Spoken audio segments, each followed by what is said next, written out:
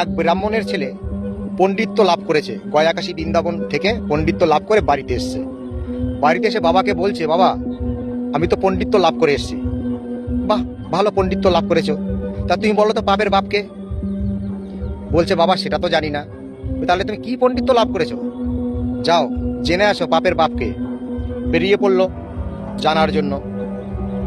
তখন তো গাড়ি নেই, হেঁটে যেতে হয়। হাঁটতে হাঁটতে হাঁটতে হাঁটতে রাত হয়ে গেছে। দেখছে একটা কুটির টিপ টিপ করে লাইট জ্বলছে, বাতি জ্বলছে। সেখানে গেল, গিয়ে বলছে, মা কেউ আছো?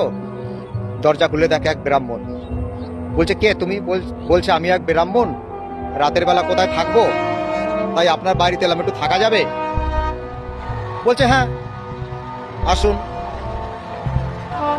ওই মহিলাটা হচ্ছে বেশ্যা।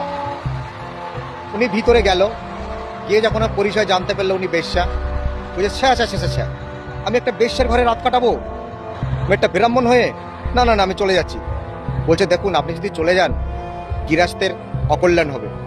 আপনি বলেছেন রাতে থাকবেন, আর আমার অপরাধটা কি? ওটা তো আমার কর্ম করে খাই আমি। বলছে, তাহলে আমি একটা ব্রাহ্মণ হয়ে বেশ্যের বাড়ি থাকবো? এটা হতে পারে না, আমি চললাম, আমার কাজ আছে। বলছে, এই রাতের বেলা কোথায় যাবেন, কি কাজ আপনার? বলছে, আমি একটা উত্তর খুঁজতে বেরিয়েছি। উত্তরটা কি? পাপের বাপকে। বলছে, সেটা আমি জানি, এই উত্তরটা আমার জানা আছে, কিন্তু আপনি থাকুন, খাওয়া দাওয়া করুন, সেবা করুন, কি খাবেন বলুন? না না না না, আমি কিছুই খাবো না, আমি একটা ব্রাহ্মণে আপনার বাড়ি খাবো না। দেখুন আপনি আমার বাড়ি যদি খান, তাহলে আপনাকে 10টা স্বর্ণমুদ্র দেবো। 10টা স্বর্ণমুদ্র, অফারটা তো খারাপ না, কেই বা জানবে। ঠিক আছে, তুমি রান্নার ব্যবস্থা করো, আমি কিন্তু নিজের হাতে রান্না করে খাবো। রান্নার ব্যবস্থা করেছে। বলছে, আপনাকে একটা কথা বলবো, আমার খুব ইচ্ছে যে আমি নিজের হাতে রান্না করে আপনাকে খাওয়াবো, নিজের হাতে রান্না করব। বলছে, তুমি রান্না করে দেবে আমায়? আমি একটা ব্রাহ্মণের ছেলে, আমি পণ্ডিত্য লাভ করেছি, আর তোমার হাতে রান্না খাবো আমি? আচ্ছা, তুমি ভাবলে কি করে? দেখুন আপনি যদি আমার হাতে রান্না খান, তাহলে আপনাকে 50টা স্বর্ণমুদ্র দেব। 50টা স্বর্ণমুদ্র, দারুণ ব্যাপার, হোক না। খাওয়া দাওয়া করে গঙ্গা স্নান করে চলে যাব, কেই বা জানবে। করেছে রান্না বাড়া করে সব যখন খেতে যাচ্ছে, তখন থালাটা টেনে নিয়েছে। থালাটা টানলেন কেন? বলছে, আমার খুব ইচ্ছে যে আপনাকে আমি নিজের হাতে একটু খাওয়াবো। বলছে, আপনার তো ভীষণ সাহস, আপনার এত সাহস হলো কি করে? বলছে, দেখুন আমার খুব ইচ্ছে যে আপনাকে আমি নিজের হাতে একটু খাওয়াবো, 1 ক্রোশ খাওয়াবো, তার জন্য আপনাকে আমি 100 স্বর্ণমুদ্র দেব। 100 স্বর্ণমুদ্র কি হবে, খাই না, কেউ তো আর জানবে না। ঠিক আছে, 1 গ্রসই দেবে, কিন্তু যখন ওই হা করেছে 1 গ্রসটা দিতে গেছে, তখন হাত থেকে ফেলে দিয়েছে।